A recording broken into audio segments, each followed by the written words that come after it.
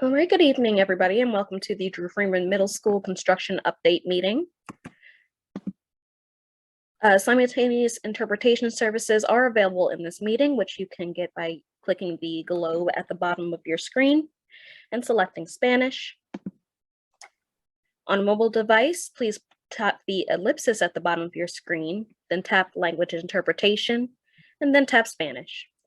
We also have ASL interpretation available to you on the screen. If you have any Q&A questions for the team, please post them in the Q&A box at the bottom of your screen. We will have a dedicated Q&A portion at the end of this meeting. I will now turn it over to Mr. Washington. Good evening, everyone. Thank you so much for joining us tonight. We are excited to give you an update on the construction activities at Drew Freeman Middle School that really fit into our commitment of moving as quickly as possible to deliver safe and state-of-the-art and sustainable learning environments for our students, teachers, and communities. The P3 is part of a three-pronged approach that PGCPS is utilizing through traditional CIP, stage renovations, and the P3, otherwise known as Blueprint Schools, to deliver over 25 modernized school facilities in the next 10 years. Next slide. Today's agenda will focus on team introductions, a overview of project scope, construction overview of where things are, and question and answer. As Brittany alluded to before, the focus of our town hall today will be on construction activities on the site and ancillary operations related to construction. It will not touch on any programming, academic, or school operations per se. We will do a town hall in the spring as we prepare for school opening that will delve into more of the academic operations and programmatic side. Next slide. And to kick that off, I'm Jason Washington, a director of the Office of Alternative Infrastructure Planning and Development, and representing PGCPS and the lead for Blueprint Schools. And I will turn it over to Brandy McDonald to introduce herself. Good evening, everyone. My name is Brandy Rogers McDonald. I'm actually the principal in charge for the Prince George's County Economic Partnership, or PGCECP, which is a project company, and also project director with Fingate Asset Management, the lead developer. And I'll kick it on over to Amber Brown from B&D. Hello, my name is Amber Brown. I'm the project manager with Brailsford and Dunleavy, which is the owner's rep for PGCPS. Hi, everybody. Good evening. I'm Christian Broyles, project executive for Gilbane Building Company. We are the builder of the 6 schools. I oversee construction of 4 of the 6 schools, including Drew Freeman Middle School. Mike Ricketts and Brian Malinchuk, listed on the screen, are also part of the executive team for Gilbane, overseeing construction. And I'll turn it over to Mark Blanchard. Hi, good evening. My name is Mark Blanchard. I'm the project manager for the Drew Freeman Middle School. I am stationed every day on site and overseeing operations in the field and our team in the field. So just a brief overview of the project scope. We are currently, as everyone is aware, in construction. The square footage of the school will be approximately 144,800 square feet, with an occupancy capacity of 2,000. We had an initial budget that was tied in together of $68.1 million, and it's located at the current location of Drew Freeman. We're replacing the old Drew Freeman at the current location. Next slide. And I will turn it over to Mark to run us through the overview and construction update. Sure. So this here is showing, it's kind of a timeline for when we are going to be project ready. As you see here, building watertight. We're pretty much there now. We have some windows that are still going in, but as far as having a roof on and being dry inside, we're there. We have started, some areas are completely dry, so we have started some interior finishes. We haven't started doing any like the flooring, but we have started hanging some drywall in some of the classroom areas, which is right on schedule from what we presented to Jason Washington and his team, 2 years ago. So we're doing real well in that aspect. Starting up the HVAC units, we're waiting on those to get delivered. We have some of them, but not all of them. Looking to start those up in March, with commissioning of those units in April. And then soon after that, we're going to be starting final inspections. Once we get during final inspections, we'll also be doing FF&E, which is the finishes, the furniture that goes in the spaces as well. So all the teacher workstations, the kids' desk, the cafeteria, all the cafeteria equipment and all that. So we're getting there.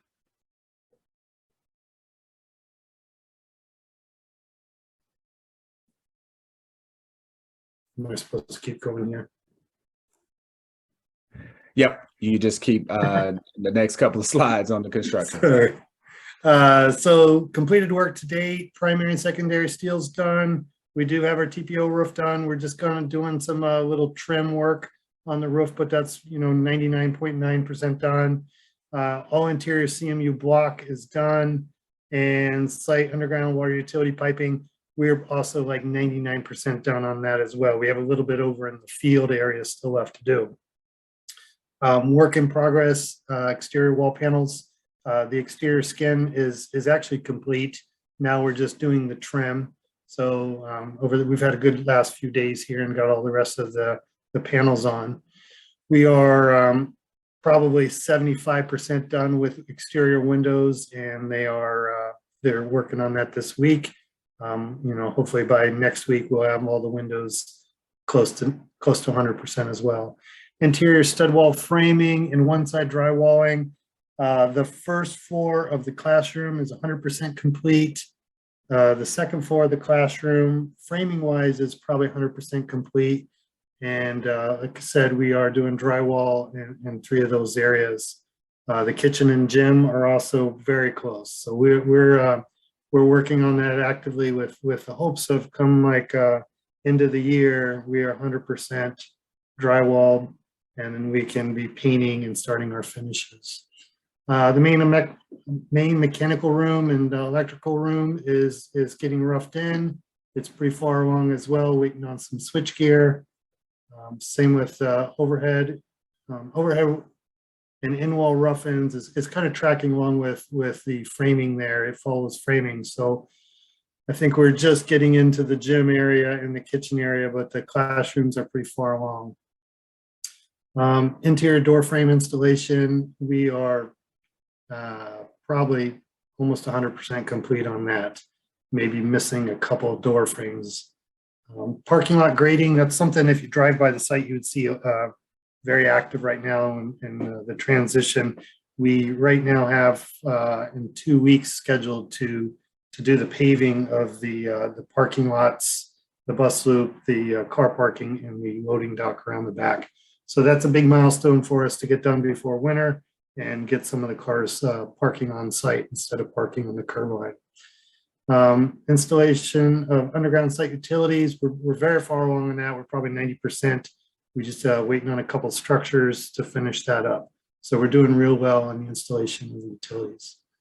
Next step is the elevator equipment delivery and install. I actually think that's happening tomorrow. Not 100% sure because I wasn't on site today, but I think that's happening tomorrow.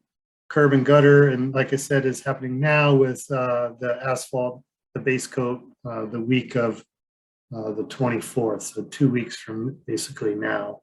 And that'll probably take a week or two to complete, pending weather. Next slide. So this is kind of an overview of the site.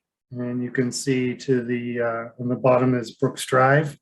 You can see to the right is the bus parking. That's actually where our trailers sit to date. So when we pave the bus parking, we'll actually only get the northern, like Page North half of it done because our trailers will be in the way.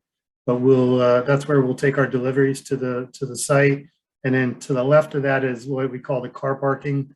That's where visitors and teachers, and that's also the pickup line will be. That one, we're getting the base coat paving done. And we'll have site parking for our guys to get off Brooks Drive there. And then you can also see in the back there, the unloading dock, the configuration of that unloading dock's a little different, but it, you can see how it links into Suitland High School. Next slide. Yeah, this one here has the actual, that configuration for the loading dock is correct. So we're working on that as well. I think we're going to be grading that out Friday. Would have done it tomorrow, but the rain's kind of dinking us. So next slide.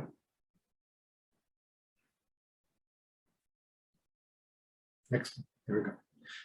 Just some pictures. This is showing the skin of the building. This is showing us getting it to grade. The picture to the left is the back of the kitchen. This is where the loading dock that I was talking about in between Suitland High School. And you can see it's getting kind of graded out there so we can get that paving in. So this is where deliveries will be for the kitchen. And also I think they have band, the tall windows to the right there is the band and music areas. The picture to the right is the classrooms. Again, this is in between Suitland High School and the new Drew Freeman. These are the classroom areas, and you can see that's graded out as well. And we've got some utilities, some bioretention ponds that need to go in still. Next slide. A couple interior shots. The photo to the left is this is the bridge walkway in between on the classroom wing on the second floor, in between the two sides of the classroom. You can see the elevator CMU block there to the right of that picture, and basically this picture is showing that we've completed spraying the stuff on the metal deck there, and the beams is a fireproofing coat. It's like a cementous-based fireproofing that we had to spray. Very messy and big milestone in getting that done. We're all really happy to see that complete. And then the picture to the right, this is in between the kitchen. So what you're looking at here would be the kitchen and the cafeteria area. And kind of to the left of that picture is the band and the music areas, that CMU. So kind of where the lifts are sitting in the forefront of the picture is where the cafeteria will be. This is where kids will be sitting eating lunch. They will go into the kitchen, get their lunches, and sit here. So you can see a lot of mechanical work up on the ceiling. You can see we've framed in the circular framing there. That's a skylight. We have, I think, I'm going to guess that's 20. I think it's like 20 skylights in the school to bring in natural lights. It's those solar tubes. So it looking up, you'll see a lens, so you won't actually see like the sky, but it does bring in natural light. So that's a nice feature. Next slide.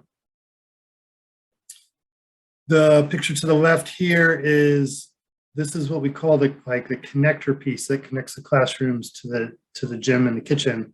And this is kind of looking up at the second floor. This is before it was sprayed. You know, the picture before we saw the spraying. So in this picture, what's not shown here is there'll be what they call a learning stair. It's basically a stair for kids to sit on, kind of an open classroom feel. We haven't got that fabricated yet. So, you know, where that ladder is, there'll be a large learning stair that allow you to walk from the first floor to the second floor, and just kind of places for kids to hang out. The picture to the right is just showing us installing one of our stairwells. This looks like stairwell 3. You can just see it's half installed, so it's just a progress photo. Next slide. And you want me to keep going, Jason, or I didn't know if someone else wanted to run through the. No, I can take it from here. Okay. What we wanted to show are the representations of the interior finishes once the school is done. We are finalizing the specific furniture. However, the color schemes have been confirmed, and so it will. You're looking at color palettes that will decorate the interior of the school. The leftmost picture is looking down the major atrium in the media commons area. It's an open media commons concept where there will be a lot of nooks and couches and seating area for students to either bring their devices or to check out books. The middle picture is the other side of that commons area with the cafeteria.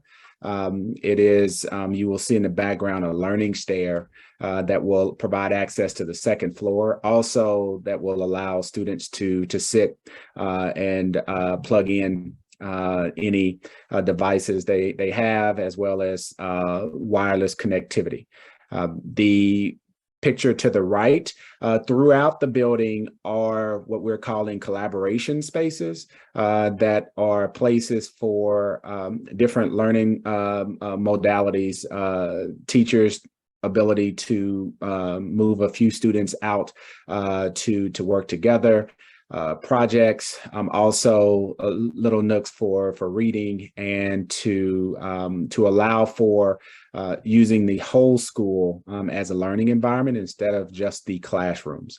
As I mentioned earlier, the full site will be wireless capable, and now with students being one-to-one devices, they will have the opportunity to log on both inside of the school, and there is also an outdoor classroom that will have connectivity as well. Next slide. And so, now we wanted to leave as much time to address any questions related to updates and construction logistics. As I mentioned earlier, unfortunately, we don't have personnel on to address academic programming or school operational questions. There will be addressed at a later town hall, probably early next spring. So with that, I know that there's a question and answer box. Please provide your questions and we will try to address them now. Additionally, the questions that are posed here and any other further questions that you have, we will post them at pgcpsblueprintschools.com under the Drew Freeman School subpage, and we'll get those up as quickly as we can. And so, Amber, I'll kick it to you to see if there are any questions.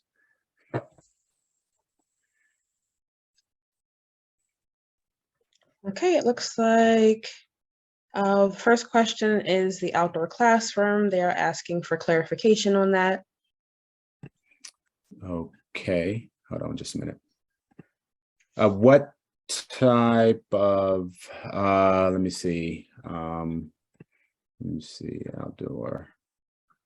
Yeah, so there will be an outdoor classroom attached to the school. If we can go back a couple of slides to the aerial photo, we can kind of point out where it will be. It will be covered with a sail. There will be a interactive board. There will be capability for the school for full use of that space as a classroom. I believe it will have capability for up to 30 students. It will function as another learning environment and learning space. Additionally, as the school is oriented, it's where the cafeteria or the middle atrium on the back side of the school is also an open courtyard area that can be utilized as a learning environment as well. But the outdoor classroom will function and have all of the functionality of a classroom. Will have a sail to cover for shading, etc. And that was one of the requirements that we provided in the design directive to the developer.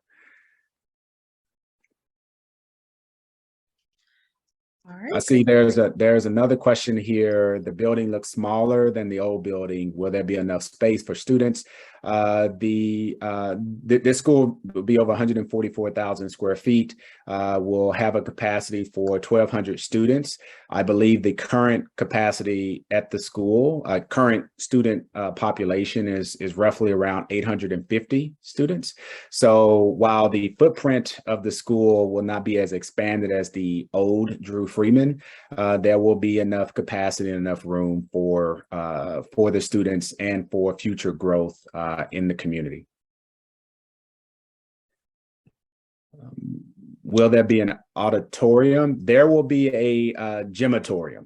So there will be a combination of both a stage as well into the gymnasium. And that was an option for the design.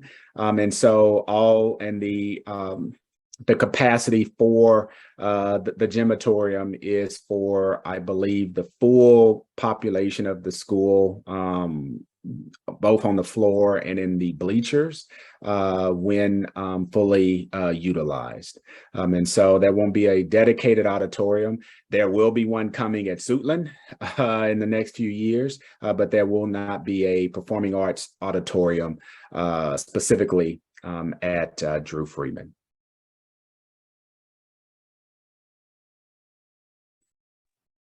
Jason, do you want to continue to call them off or? Yeah, Okay. I'm in. Yeah, there is no track. That is correct. A couple of things. There will be 3 playing surfaces, a softball field, a multi-purpose field, and an additional multi-purpose field that will not be regulation soccer size. There is no track on this property. They will utilize, when it is ready, the track, I'm assuming, at Suitland. The school is slated, and we should have started with that, to be delivered July 15th, 2023. The school will be open for next school year and will be operational. And there will be no more swinging of students to Forestville High School. And we are on track for the opening of the school later this summer. I think that answered a couple of questions. There's one there, Jason, about the bioretention BMPs located. So the bioretention structures, there's a few of them. They're kind of scattered throughout the site. There's some in between, like the classroom side, down at the corner of like Silver Hill there in between Suitland High School, and then on the end of the building. And there's also some on the north end in between the new middle school and what would be the old middle school. And for these bioretention structures, what you are going to see kind of a depressed, 1 or 2 foot depressed area that collects water, and with mulch and landscape plantings in there. So the structure itself is a media under the ground meant to clean water. You don't see anything. The water just basically pours in the top, goes through the media filter and out the under drain into the storm system.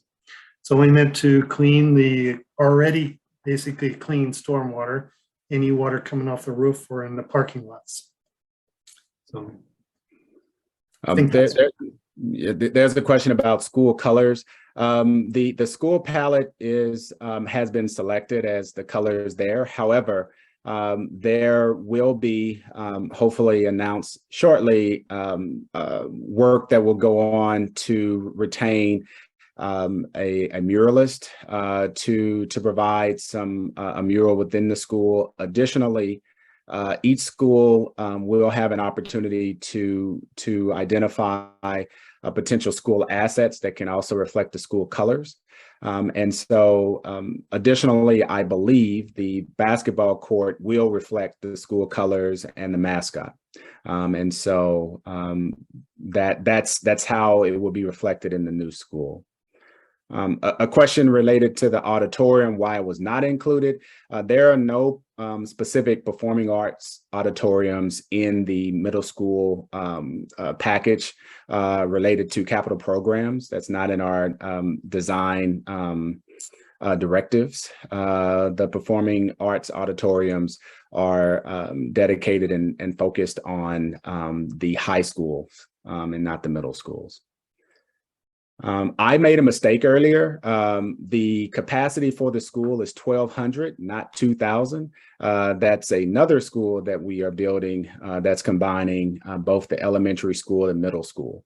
All of the middle schools within the Blueprint schools will have a capacity of 1,200 students each.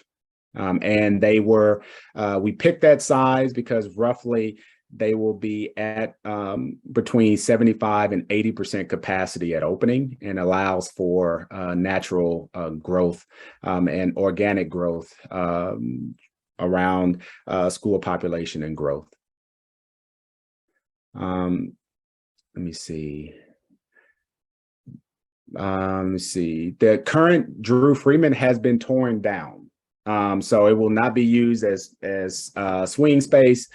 Currently, Forestville High School is where the current Drew Freeman students are.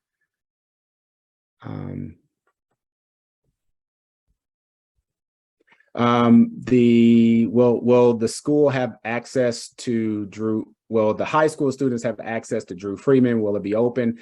There will be a walkway that will be separated by a gate between the two campuses. There will also be a service road that will connect our service drive and service area to Suitland. But there will be a fence between both of the school properties. But I do know that there are some school staff and personnel that go from school to school. So there will be a walkway provided between the two schools. And there's a question, will there be seating provided for the floor besides bleachers for performing arts? Yes, there will be seating provided for the floor for any, depending on how the school determines to use this, the space. Yes, the entrance to the school will be on Brooks Drive. As both of the parking lots are set there. The traffic pattern for the buses, I don't know exactly which way they're coming in and going out. That's a question for transportation. But the bus loop will be separated from the car loop in the front of the school. And so students will be dropped off and will be able to walk through the secure vestibule at the school. And there's enough room for all the buses to come onto site. They won't be queued up in Brooks Drive. I don't have any information on school colors for the uniforms. That's an operational question that the school staff will have to provide. The question, do the designs allow for expansion later? There will be room for, as with any case, to account for potential exceeding growth. That will probably be in terms of modulars, not an additional addition necessarily to the school, but that is possible. One thing that I want to make clear to everyone too, that's different with this school than others, is that it also comes with a 30-year maintenance agreement with Honeywell. Honeywell will maintain the school site and basically major mechanical systems, as well as will perform the cosmetic updating on the buildings for the next 30 years, as well as maintain both other things such as replacing your windows as necessary, painting, ensuring that equipment is in full working order. And that's part of the P3 agreement. And so they have that responsibility, and will have a staff that will be on site working with the custodial staff to ensure that the school at all times will be available for public use, and there will be no hindrance of public use for the school facilities. How the school is used now, that it will be controlled and managed by PGCPS, and that is how that is structured. Mark, I'll let you address this. Will an extra lane be provided by the county on Brooks Drive? I don't know if it's an extra lane per se, but I'll let you explain the widening. Yeah, Brooks Drive is getting widened. However, it's not actually creating a travel lane. What it's actually creating is a full parking lane on the side. As if you're familiar with Brooks Drive, it's pretty tight between the fog line and the curb. So what it'll provide is a full parking lane, full parking, and then a bicycle lane as well. So no extra travel lanes. So.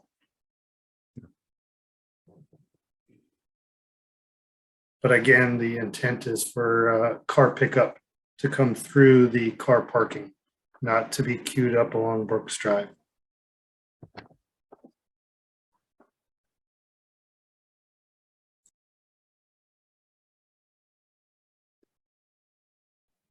Currently, there aren't any open questions. All right.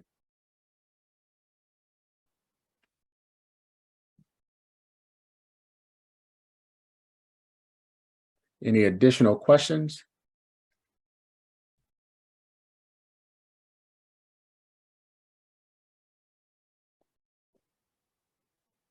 But to reiterate, we are excited. The school is moving along nicely. We were looking forward to welcoming students back in and finishing up our work so that the work going on at Suitland can happen unencumbered by our work at Drew Freeman.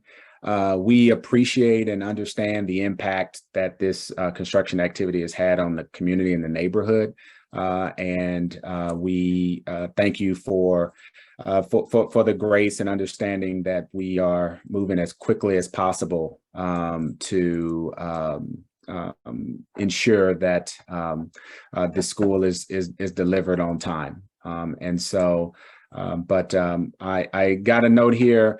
As it relates to track and field and for the site, it is actually too late to add additional track and field capacity, et cetera, and those amenities to ensure that the school is delivered on time. And so, and also to adhere to our budget.